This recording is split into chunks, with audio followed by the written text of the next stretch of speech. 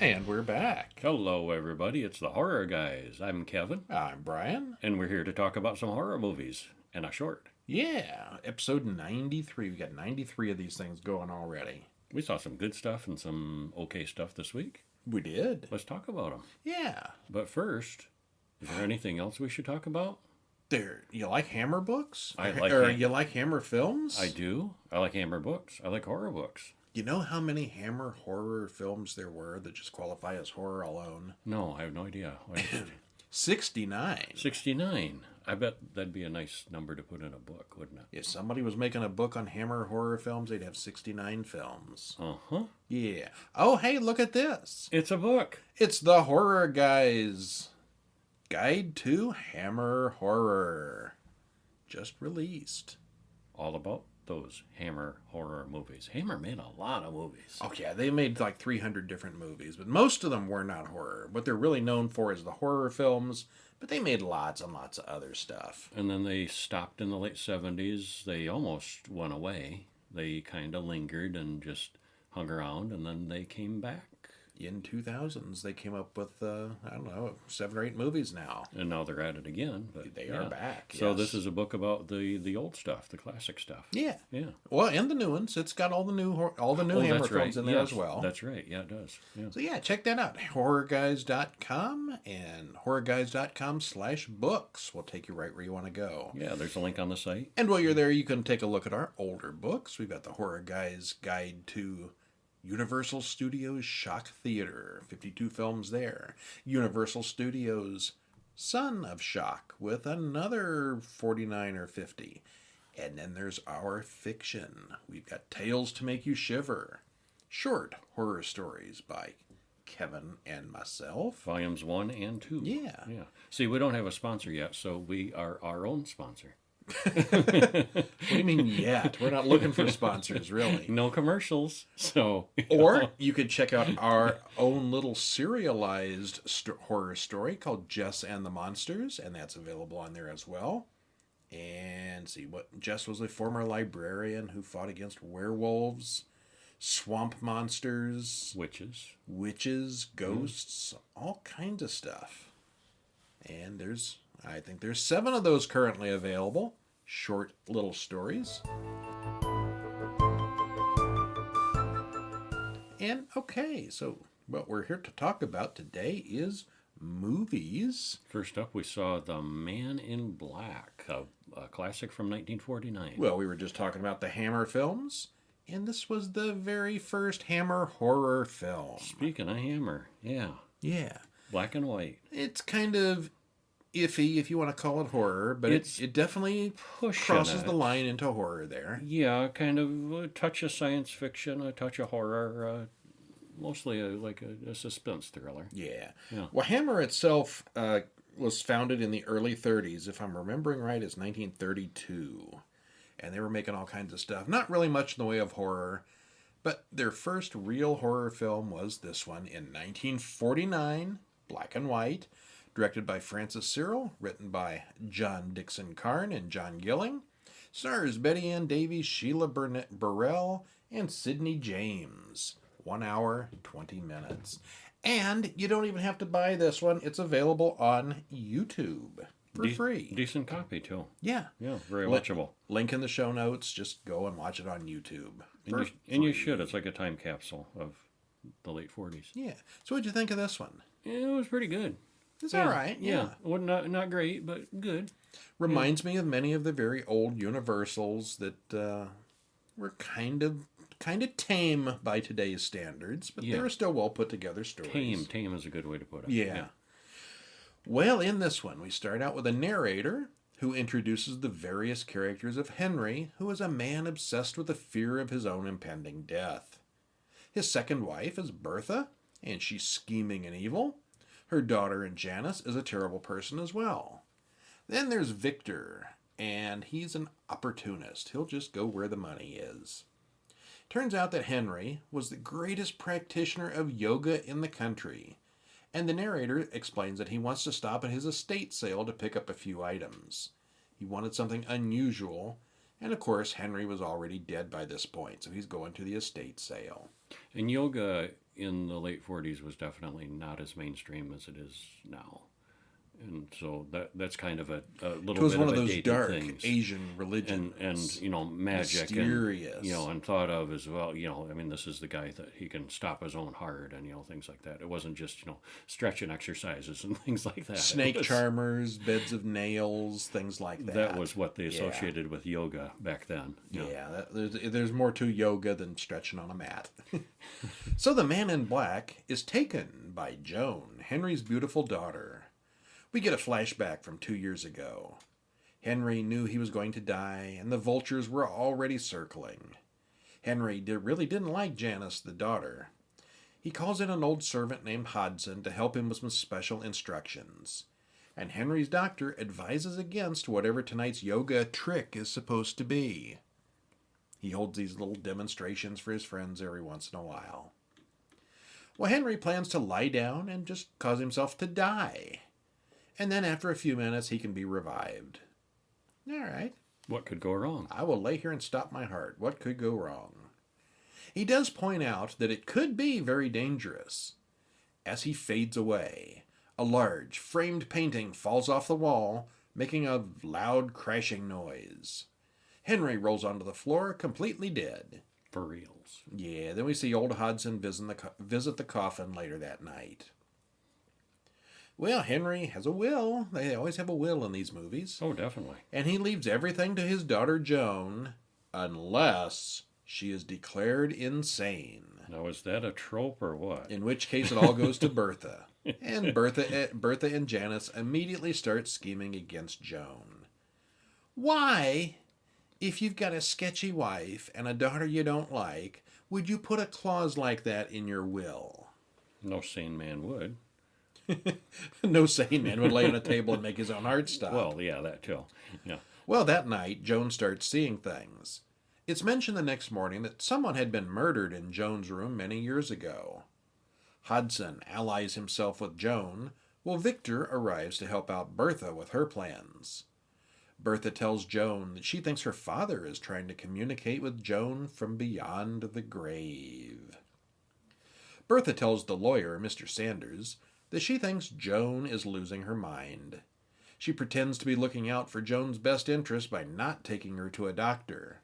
If we took her to a doctor, she might be declared insane and committed right then. Gracious, we wouldn't want that. No, we'll keep her at home. We love our sister, daughter-in-law. But we know she's crazy just between us. That night, Joan is afraid someone is following her home outside and freaks out. Turns out Janice was following her, just far enough out of sight to be scary. Victor starts to get really close to Joan, which annoys Janice to no end. He asks Joan to marry him, but he's already engaged to Janice.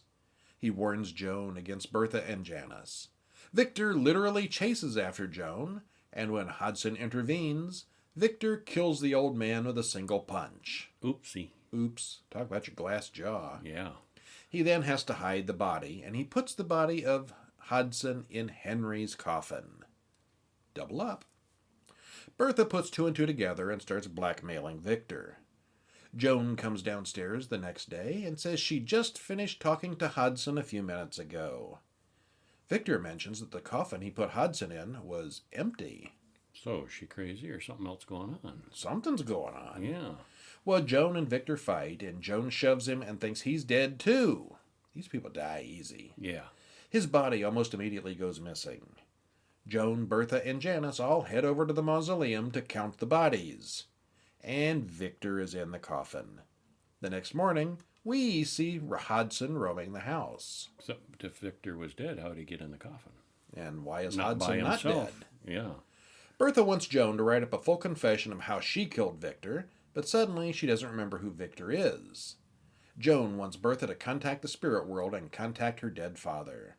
The seance begins, and we see Hodson skulking around in the next room, while Janice and Bertha fake contact with the afterlife.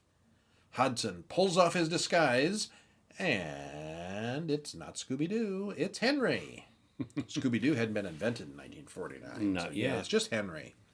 So Henry had faked his own death and funeral.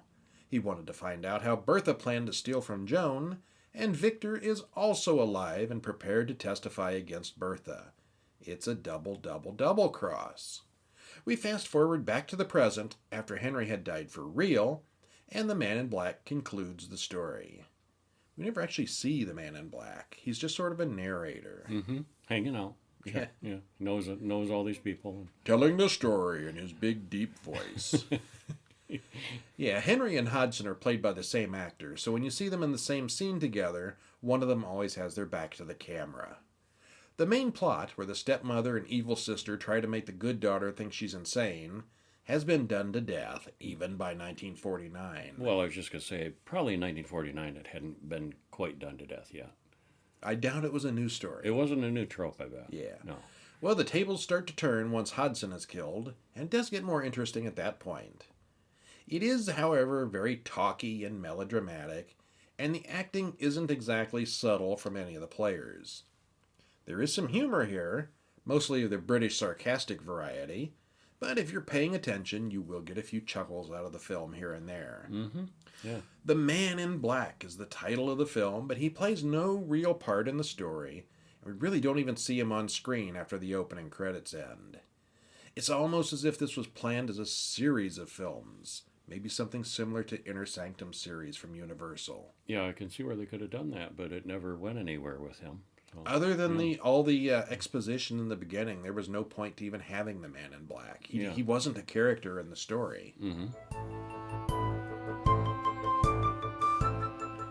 Speaking of stories, we saw a short film. A most excellent short film, in my opinion.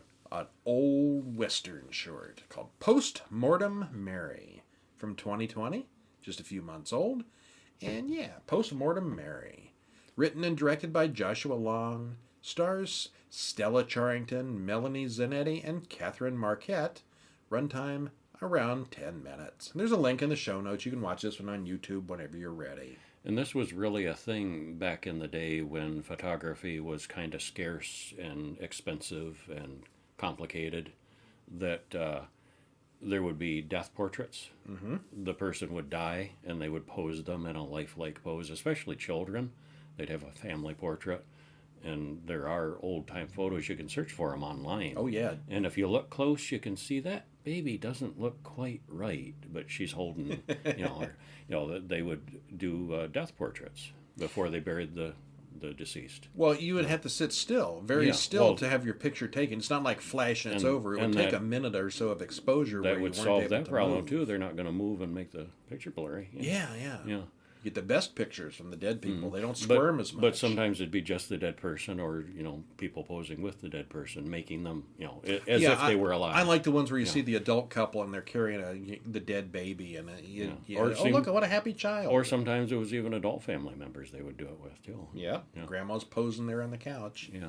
So yeah, it's got a basis in reality. So we both liked this one. Yeah, very creepy, very good. So a woman cries alone in a cabin in Old West times. A woman and her daughter come to visit. The woman is a professional death portrait photographer, and Mary is the little dead girl, and also the photographer's daughter's name as well.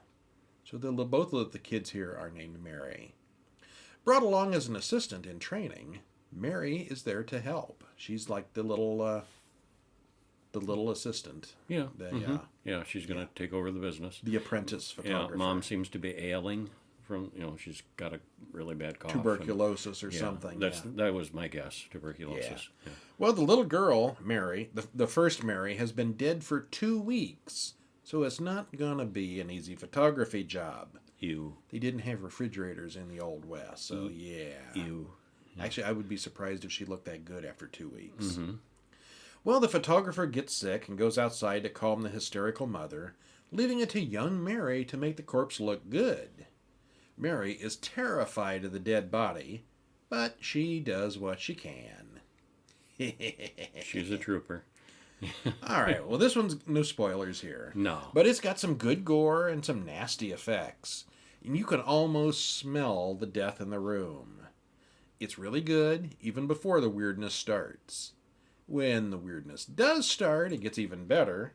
Yeah, I think this is kind of a must-see. Yeah. It's a winner all around. Post-Mortem Mary. All right. So we had the very first Hammer film a few minutes ago, and now we're going to come up to one of the last. Not the last. I got a few more to go, but we're winding down. You know, vampires are people too, and they have rights. They do. Yeah, they have every bit as right. You know, all the same rights that we do. Okay. That's what this movie's about, isn't it? Vampire The, rights. the Satanic Rites of Dracula.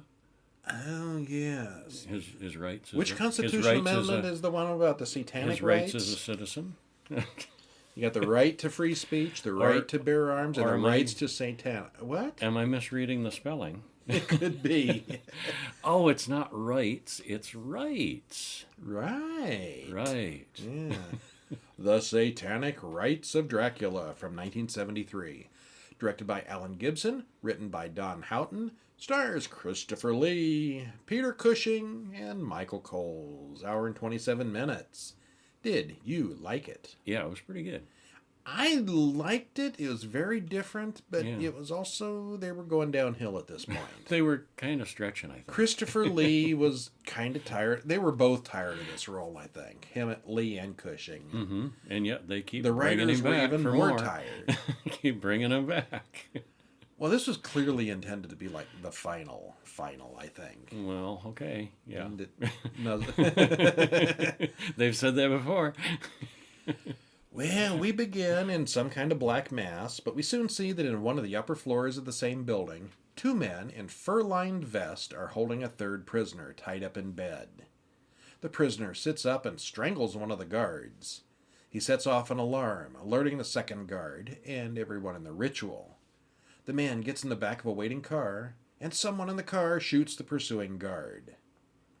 This is one of those stories that remind you of like a James Bond movie or one of those action movies from the 70s. Kinda. Where yeah. all the henchmen are dressed the same. They wear the uniform. They're all in a club. It's a. Yeah, and this one here, they're all wearing these fur-lined coats that look like something out of the Planet of the Apes films. That's how they belong, and they're strong together.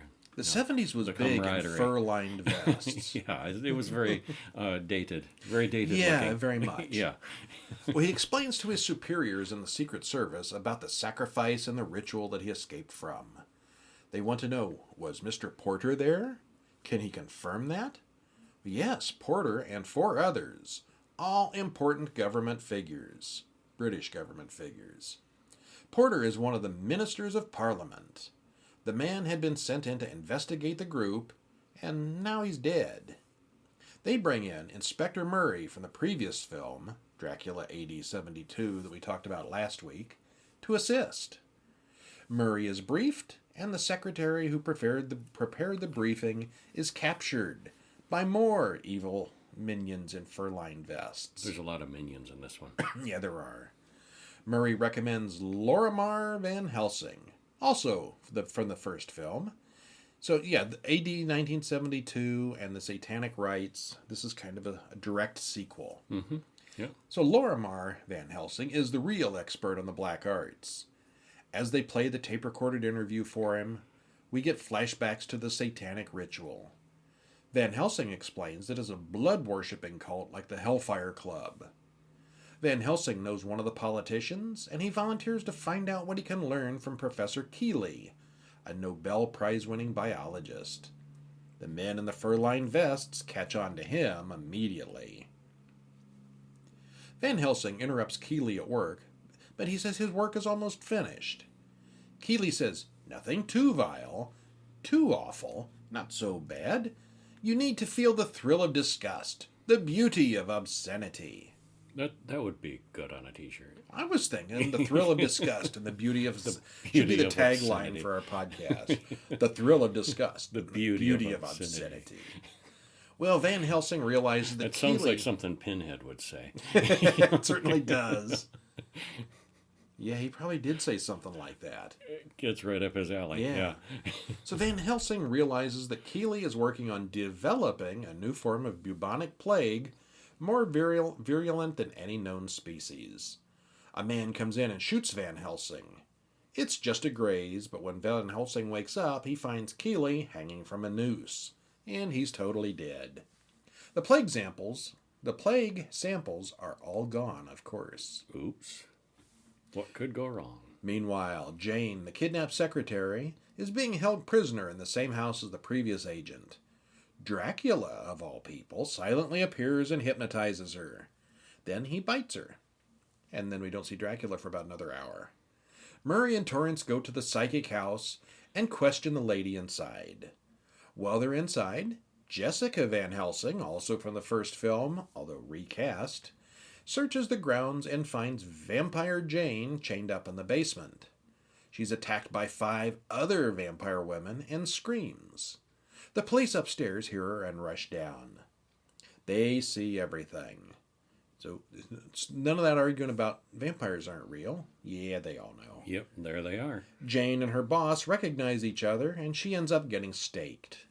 The 3 heroes run from the house and then have to avoid the fur-lined goons. Every movie needs fur-lined goons. They decide to follow the money behind Keeley's lab, and it turns out it's the wealthy D.D. Denham. And the Foundation's board of directors are the Satanists. Van Helsing thinks Dracula is behind all this, and Dracula must have a plan for the plague. Yeah, it's like if there's vampires, it must be Dracula. There's no other vampires around. Well, he's obsessed with Dracula. Yeah. It's like his personal project.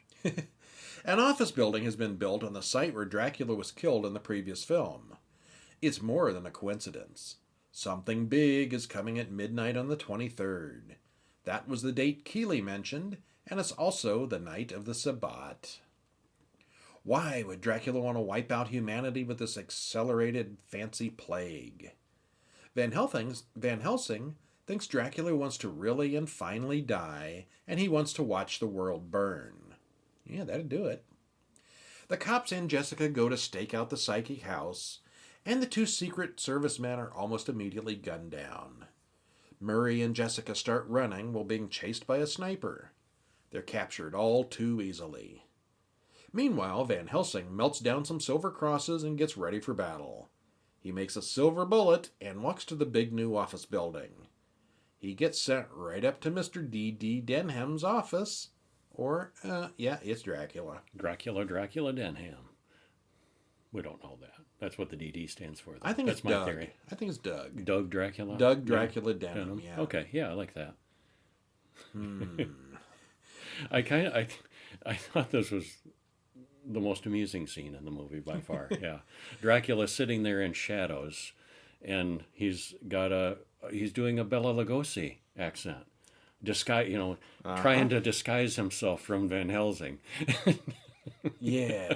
It's Christopher Lee playing the same Dracula character as he always does, but here he's talking like Bela Lugosi just to throw off Van Helsing. And he's in shadow. You can't really see him very well. But Van Helsing sees right through it because he's a clever guy. It's hard not to believe that Van Helsing would fall for that. So Van Helsing boasts about his silver bullet, and then Dracula does something, and he doesn't have it anymore. Yeah, it doesn't go well. Yeah. You'd never bring one silver bullet.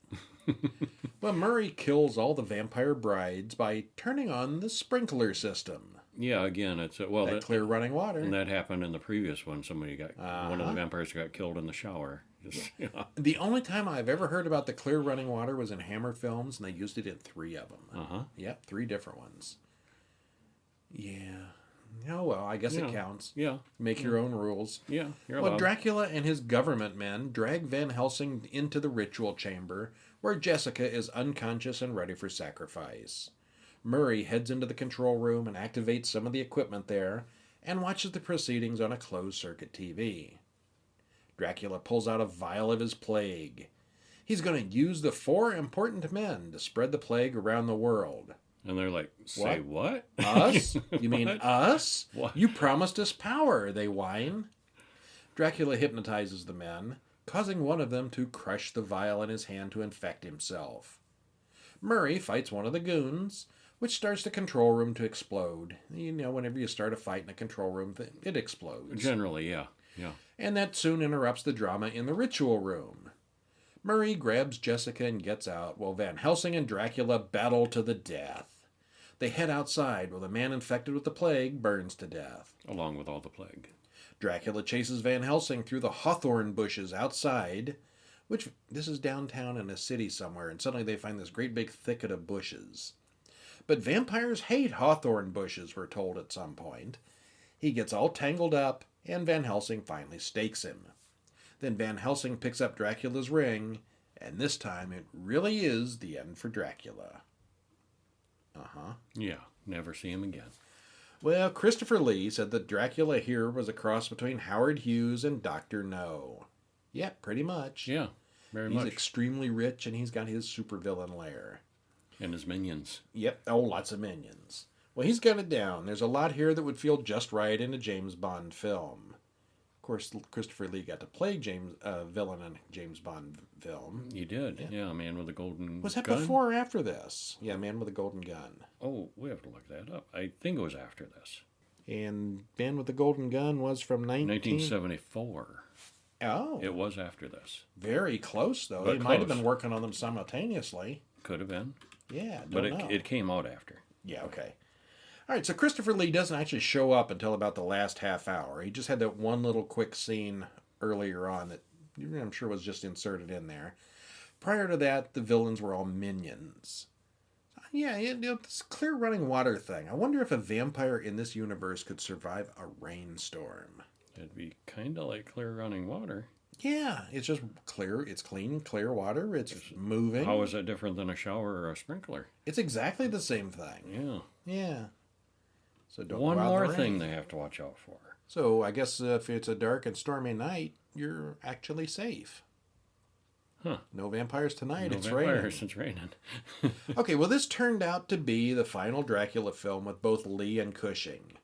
Other than a comedic appearance for another company in 1976, and this was also the last time Lee played Dracula, period.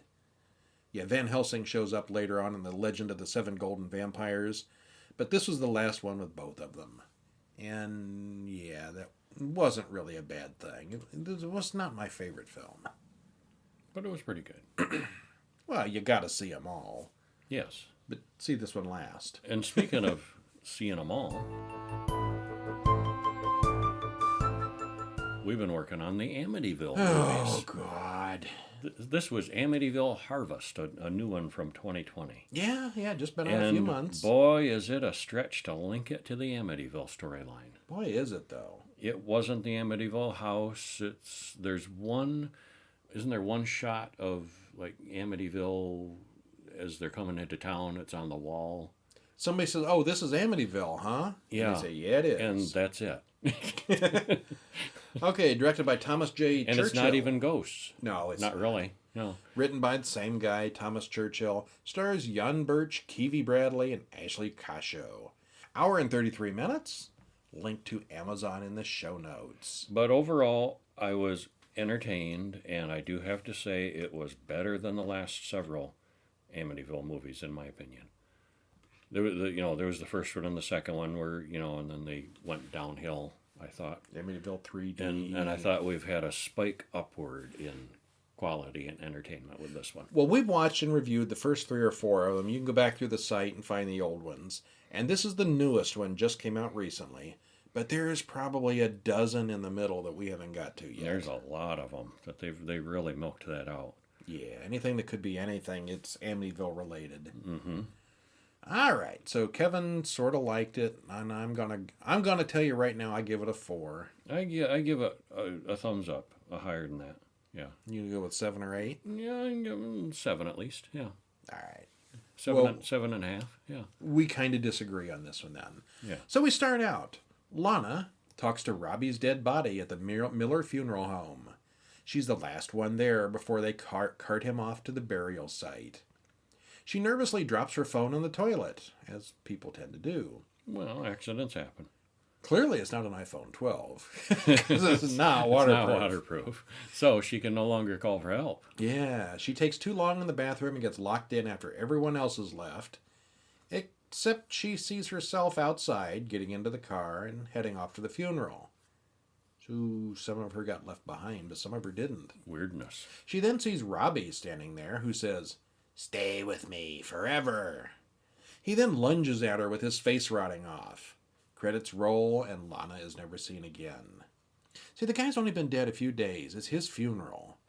But when he appears as a ghost, his face is rotting off. How does that work?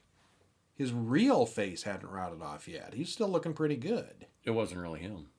All right. It was mind games. Well, Okay. as we later find out, it was all in her head. She was being manipulated. Well, Somebody was playing games with her. a couple has broken into the Miller funeral home at another time. A man gets beaten to death with a hammer, while a girl appears to be attacked by a vampire. What? Vampires? What? Christina is researching something. A mysterious man in a big house invites a group to visit. He's got room for all of them to stay. They all show up in one big group to interview Mr. Vincent Miller, the owner of the big house and the funeral home next door. The funeral home where the first scene happened. And the second scene. The photographer gets off the train at the station that has Amityville CGI lettered on the wall, and that is probably the only Amityville reference in the film. I think it might have been. Actually, If there was I think some me other remembering mention them of it- mentioning that was one of those previous films. Okay. That wasn't this one. I don't think they mentioned. Yeah. Yeah, it was just CGI Yeah, you're on the right. wall there. Yeah. So we know it's an Amityville movie. The town of Amityville. It's got nothing to do with that house that you know. Well, they all sit down to dinner, and the pale-faced Vincent doesn't eat or drink, except for something red out of a mug. Real subtle. As No idea or no guesses at this point. Oh, I'm sure who it's or what V8. he is. It's V8. Yeah, it's V8. As Vincent explains the house rules, they see weird black lines on the wall and hear a deep voice talking to each of them. He says the basement and funeral parlor are off limits. He says the basement and funeral parlor are off limits and cell phones don't work, but feel free to use the landline. The what? What's a landline? How quaint. I like how everything looks old and dated, said one of the crew. It's an old house. It's an antique place. Oh, well. Yeah, everything in it is antiques practically. It's huge and beautiful, and Vincent says it was an orphanage once and a headquarters for bootleggers later on.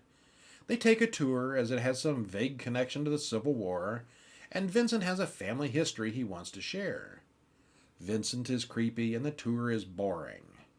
Even the characters are getting bored. Mm-hmm. I was bored too, but that's beside the point. Well, I think it was supposed to be that way, presented Yeah. that way. Yeah.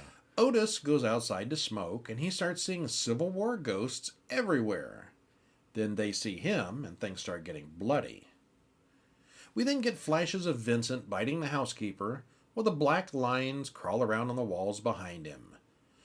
Lexi dreams that Vincent kills her, but it's just a dream. A couple of folks dream that they get killed in their bedroom. Sounds like a lot's happening, but it's not really. Well, kind of, sort of. Yawn. Yawn. Eventually, they get Okay. started with the interview the next night. I didn't think it was boring. Okay. I liked it. Vincent starts talking about the history of his family. His voice, for some reason, doesn't go onto the recorder. Christine's voice, who's doing the interviewing, is fine, but it just will not pick up Vincent. He's picking up the other voices and noise, but no one else can hear anything special. None of the video shows Vincent either. Good they don't have any mirrors around. Cosmo, the cameraman, goes into the basement and sees bad things. He's looking for evidence of whatever happened to Lana. Miller claims his great-grandfather was an associate of John Wilkes Booth and that he was the mastermind behind the Lincoln assassination. The great-grandfather also stole all the gold that was to be paid to the assassins. The great-grandfather made a deal that would protect himself for all eternity. Vincent still has the gold. Cosmo notices that Vincent doesn't show up in the mirror, so he calls the police. They still can't figure out the missing video and audio recordings. Vincent explains that it's not the equipment, it's a curse. A poor recorder blames the equipment. Uh-huh. Cosmo guesses that the great-grandfather was really this Vincent. Meanwhile, various people in the crew die bloody deaths. Cosmo's cop friends arrive, but the crazy surgeon in the basement makes quick work of them. Yeah, We he's didn't really got a- talk about the crazy surgeon in the basement because he just sort of shows up Yeah, once he in a does, while. but turns out Vincent's got a little minion. Christine fights with Vincent, stabbing him with garden tools, which does nothing but slow him down a little. Meanwhile, Nancy, Christina's sister, does battle with the surgeon. Nancy gets out the front door and runs to the hearse driver. Oh, that's Jan Birch. He's the star of the show. Who takes Her right back to the funeral home. Who is another minion? Yeah. So literally, the top billed guy on IMDb and in the credits is the hearse driver who makes one trip around the block. He has 8 words. It is a little bit of a small part. Yeah. It's very small. But some of the actors in this, like I was just looking at a couple of them, but a lot of inexperienced actors, relatively inexperienced. Not many IMDb credits and stuff, and I thought that I thought the acting was really consistently pretty darn good. Okay. Yeah. It's like an indie film, but it seems like it's got a lot of higher production values and a little bit better done than your typical indie film. Yeah. Your typical small budget film, anyway. All right, well, I am past the point of complaining about films using the word Amityville to add some level of class to their films. But once again, this has nothing to do with the famous haunted house. No. Nothing at all. And it's not even, the ghosts are not even really ghosts. Yeah, vampires. And, there are ghosts. No, it's just Vincent playing his mind games. All right. Well, that was my theory anyway. Okay. It's not fully explained, but I think Vincent was just incredibly powerful, and he was just playing these people just for kicks. Because he was bored and powerful and like, yeah. Dance, my little puppets. Well, it's professionally shot, well lit, and does look really good, so it's already above the level of most indie films. But the story is so slow-paced that I kept looking at my phone throughout. He did more than me. Yeah, okay. The acting is also consistently very good from a cast who weren't all super experienced. Oh, so you see, I noticed that too. You noticed that too, yeah. I think a big problem here is that we learn that Vincent is a vampire very early in the film. Maybe even pre-credits. Yeah, it was very early, and how powerful he was too. And it did take you got that written down here. It takes away a bunch of the mystery and suspense, Brian writes here. You know what it is. Yeah. You know it from the very beginning. And he's in control, and these people are not going to win. Yeah. Yeah. There are some good aspects to the film, but the's a lot left unexplained. Yeah. All right, I'll go with a 5. Overall, I give it. I liked it way more than I disliked it. So yeah, a solid 7.5, 8. Yeah. All right. Yeah. Well, hey, that's our show. Thanks for joining us. Stop in during the week at horrorguys.com to read all the reviews. And there's been some reviews since this was recorded, so check it out. Or, of course, to pick up the book at horrorguys.com/books. Comment on our podcast or contact us. Don't usually ask, but if you go on to Apple or wherever you get this podcast, leave us a review, thumbs up, some stars, whatever it takes wherever you get it. We would appreciate it. If this were YouTube, we'd say like and subscribe, but we don't do YouTube anymore. All right, get ready for next week, where we'll be watching some new things. What do you want to see? The Boogeyman will get you. Another classic from 1949. The Boogeyman. Boogie, boogie, boogie. Oh, he was in Nightmare Before Christmas. Boogie. I'm the Oogie Boogie. No, not him. Different one. Different one. Captain Kronos, Vampire Hunter from 1974. Which I saw a long, long time ago. I might have seen it when it came out. When I was 74, you might have. I was a wee lad. And it's one of those movies that for the longest time I could only remember bits of it. And I could not remember what movie that was. And I finally figured it out. And yeah. Well, the way you described it sounded a whole lot more unique and weird than it really was. They were trying some neat stuff with it, though. Mm-hmm. We will then watch a new indie film, Moon of the Blood Beast from 2019.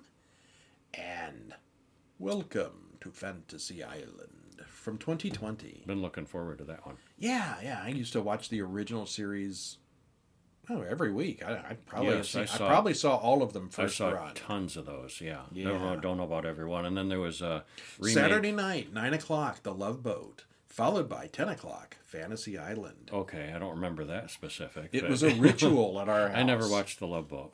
We had no interest. None of us did it in The Love Boat. I am embarrassed to admit that I liked The Love Boat, at least the original one initially. We always looked forward to Fantasy Island, yeah. And then there was a remake of Fantasy Island and another series with Malcolm McDowell as Mr. Rourke, which was a different twist on it. And I still have not seen all of them. No, I haven't. We've got them. We need to watch them all one of these days. And it's way different. because the Malcolm McDowell, he's clearly magic yeah. and satanic. And yeah, Ricardo Montalban, he was, you didn't know. It was alleged at least in the first few seasons, that it was just hard work. He would build these things. But then it's kind of started seeming that he had some magic abilities. They hinted that he was a devil or an angel or something. A renegade demon or something. Yeah. And then the, what's his name? We just said it. The second series. What's his name? Malcolm McDowell. Malcolm McDowell, yeah. Clearly magic. Clearly some kind of hell demon kind of guy. And speaking of McDowells, I remember one of the Fantasy Islands where Roddy McDowell played the devil, trying to snare Mr. Rourke. So Mr. Rourke, Ricardo Montalban, was not the devil.